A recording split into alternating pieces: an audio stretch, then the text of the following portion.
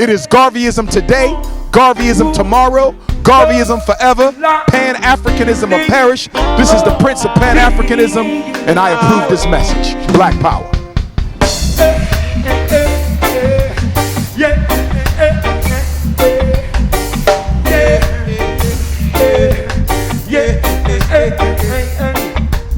Love the life you live, lead the life you love. Love the life you live, lead the life you love. World is in trouble. I'm a giddy and chant the face of a creation. Goodness and mercy, driven from the minds of the people of meditation. Jah, deliver our lamentation. Jah, oh, deliver our lamentation. Jah, then there is some goodness and mercy. Love the life you live, lead the Peace and Black Power. Welcome to another edition of BABATV, Every Time Fire, out here in Buffalo. And it's my absolute privilege and honor to be in the company of this mighty icon right here, this son of Dr. Amos Wilson, nephew of Dr. Khalid Abdul Muhammad, and all of the great ancestors who have walked in the great line of divine. Dr. Umar, I wish I had you around back when I was a young boy coming up in Syracuse. They threw me in special ed, and you know, they said I was emotionally disturbed. It was a white woman too that did that, and you know, so, but the rest is history. I came on through that. It wasn't nothing emotionally disturbed. I just need my dad in my life to whoop my ass a little bit, and it ended up happening, and it straightened me right on out. Him together with my grandmother, the black one, who straightened me right the hell on out. That's all I needed.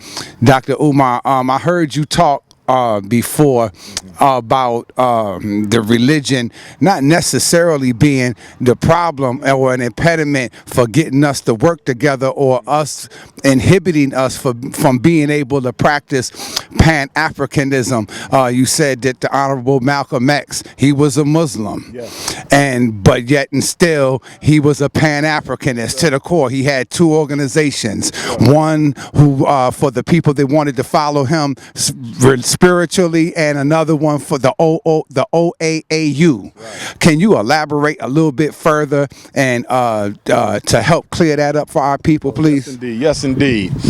Brother Malcolm X, the Honorable El Hajj Malik El Shabazz, in keeping with the tradition and philosophy of the most honorable Marcus Messiah Garvey, saw the need, and he had the wisdom and the foresight to understand that our religious dealings should stay separate from our political dealings, that the religious indoctrination of African people can often render our political agenda null and void, because that colorblind mentality and that multicultural mentality can affect our political agenda. So Malcolm, with the wisdom of the Honorable Marcus Garvey and the forethought and the clear thinking of Pan-Africanism, started the Organization for Afro-American Unity to deal with the political issues that were affecting Africans in America. But understanding that thirst for spiritual development and that craving for religious guidance, El Hajj also created Muslim Mosque Incorporated, as you said, for those who wanted to follow him spiritually.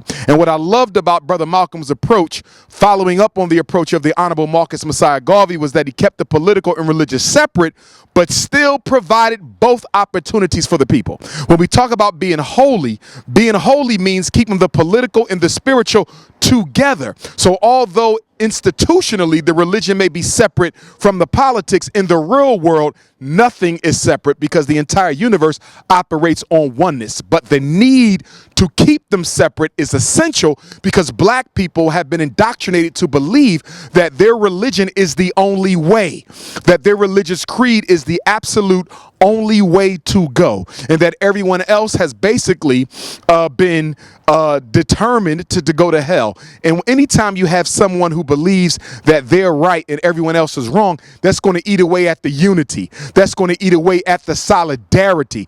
That's going to eat away at the need for us to come up with a consistent set of political principles. As Pan-Africanists, we believe in freedom of religious expression, freedom of spiritual determination. We absolutely uphold and respect everyone's right to their own way of worship for the Most High God. But at the same time, we understand the political importance of African unity in all things. When we speak of Pan-Africanism, we're speaking of an African unity in all things. That race first must be the creed that we stand for.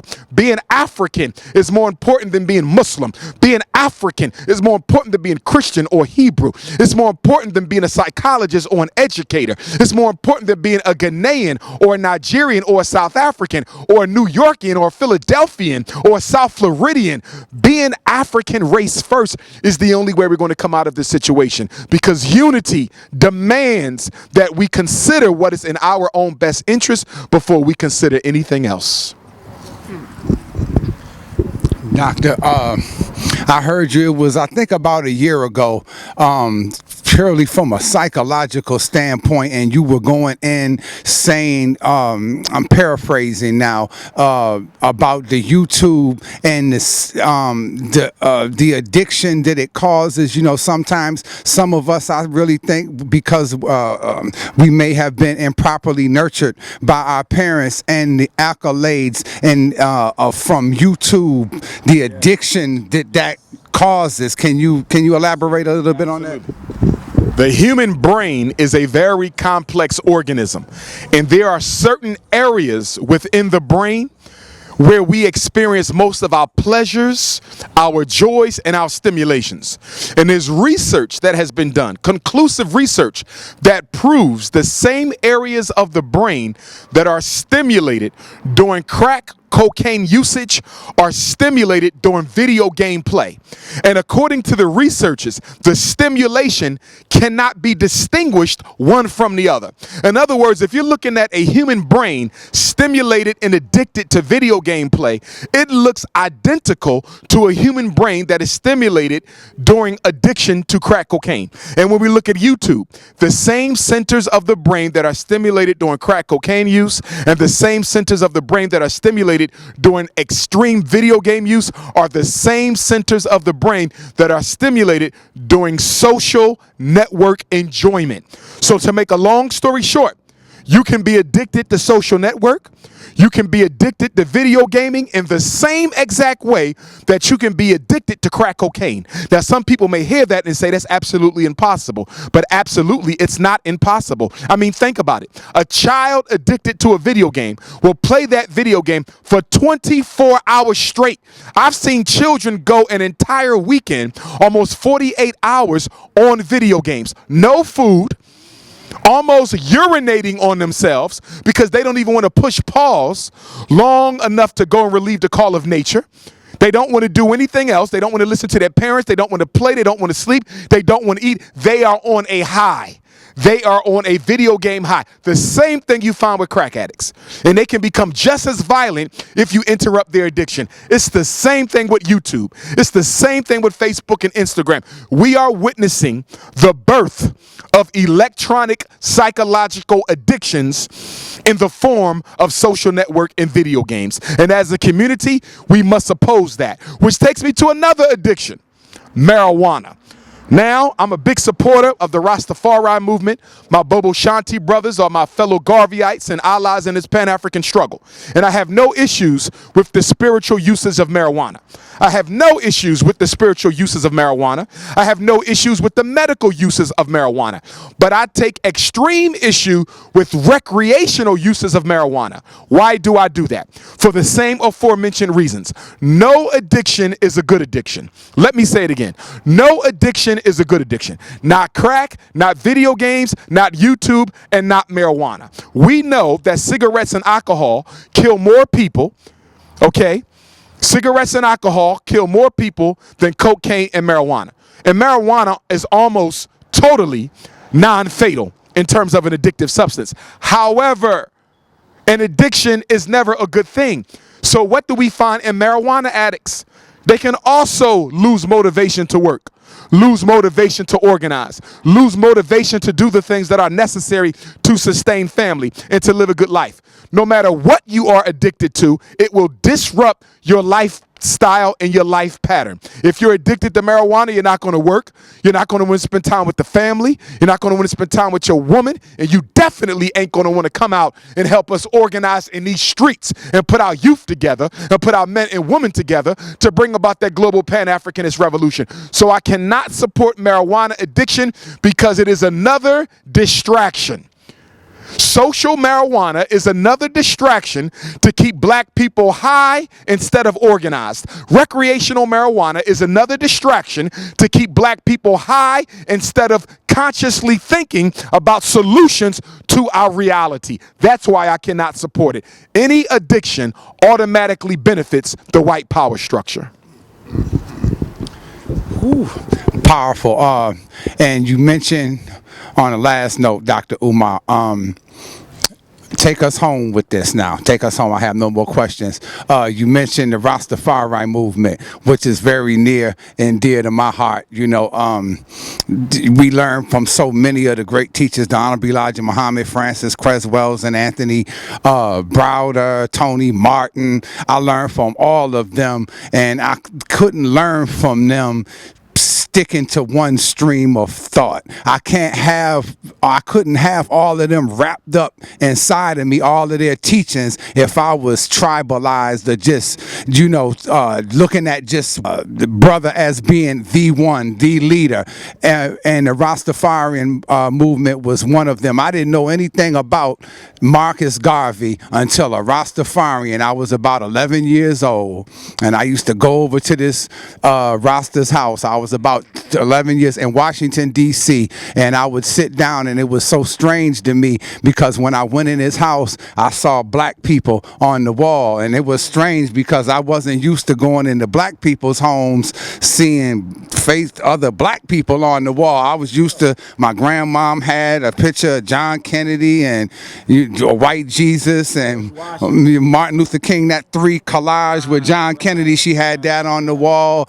And talk to me about the Rastas and them being, because I heard you say that they were Pan-Africanists to the core, and that many of us wouldn't know about Marcus Garvey. And when you said that, it hit me, because I had to think, and I was like, you know what? The first one who taught me about that was a Rasta. Yes, sir. Yes, sir. Black power, Rev. Black power. Yes, indeed, brothers and sisters. Let me say this unequivocally. Had it not been for the Rastafari movement, Garvey and Garveyism may have been lost to history. It was the formation and the creation and the manifestation of Rastafari philosophy, thought, and spirituality and theosophy that led to the rebirth of the serious study and investigation into the life and works of the most honorable Marcus Messiah Garvey, the provisional president of Africa. So I have to shout out the Bobo Shanti Rastafari. I have to shout out the 12 tribes Rastafari. Okay, I have to shout out the Ethiopian World Federation Rastafari and all the houses of Rastafari, not to leave any of them out. Much respect to all the Rasta, but of course, Dr. Umar Johnson, Naya Bingi Rasta as well. But of course, Dr. Umar Johnson is most closely affiliated with the Bobo Shanti Rastafari because they have elevated the most honorable Marcus Messiah Garvey to the level of a deity.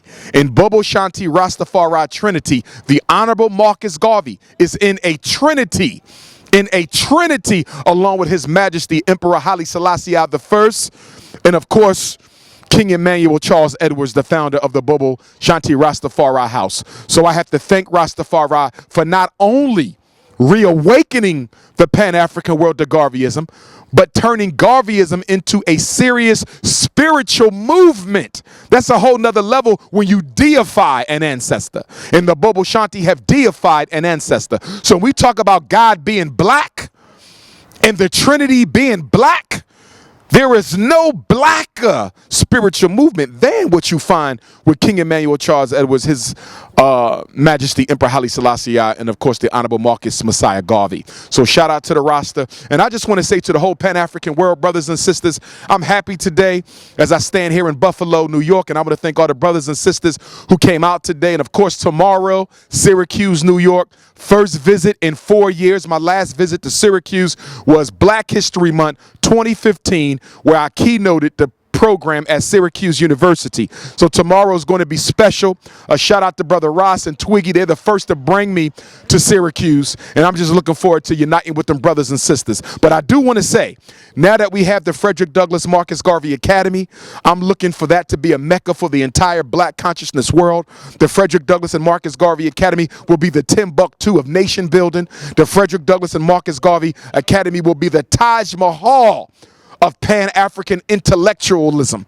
Brothers and sisters, we have a school for our young men and ultimately for our young women. We have a campus. The whole street is ours. 4 buildings, 2 schools, 2 gyms is going down. Please donate to the Frederick Douglass Marcus Garvey Academy. Make your checks and money orders payable to the FDMG Academy, P.O. Box 9634, Wilmington, Delaware 19809. In addition to the school, we will have the Black Women's Conference, the Black Man's Conference, the Black Journalists Conference, Black Economics Conference, the Midwifery Conference. We're going to put a community gym on the campus. We're going to have a state-of-the-art recording studio. We're going to have a state-of-the-art performing arts studio. It's going to be powerful. Meditation, Lamaze, how to eat to live classes is going to be powerful, brothers and sisters. I can't even describe it. If anybody's interested in getting down, send your resume to the fdmgresumes@gmail.com. Again, that's fdmgresumes@gmail.com.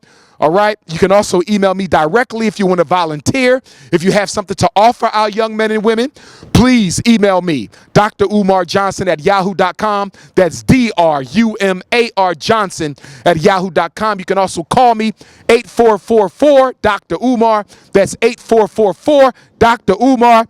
My upcoming schedule: Syracuse, New York tomorrow, Sunday, April 7th. Cleveland, Ohio, Saturday, April the 27th. Dayton, Ohio, first time, Sunday, April the 28th. Prince George's County Community College, Thursday, May 2nd. Newark, New Jersey, Sunday, May 5th. Hartford, Connecticut, Malcolm X Day, Sunday, May 19th. Long Island, New York, July the 14th. Nashville, Tennessee, June the 23rd. Orlando, Florida, August the 31st. Jacksonville, Florida, August the 30th. Tulsa, Oklahoma, November 2nd. Oklahoma City, November 3rd. The Bahamas, November the 10th through the 13th. Brazil is coming up in November. The Zambia in Africa is coming up in October. If you need a list of Dr. Umar Johnson's upcoming speaking engagements, text me 215-989-9858.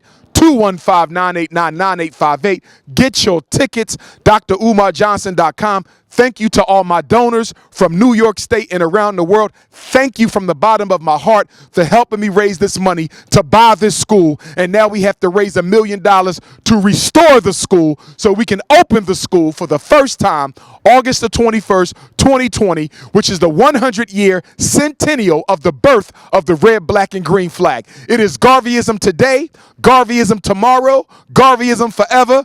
Pan-Africanism or perish. This is the Prince of Pan-Africanism, and I approve this message. Black Power.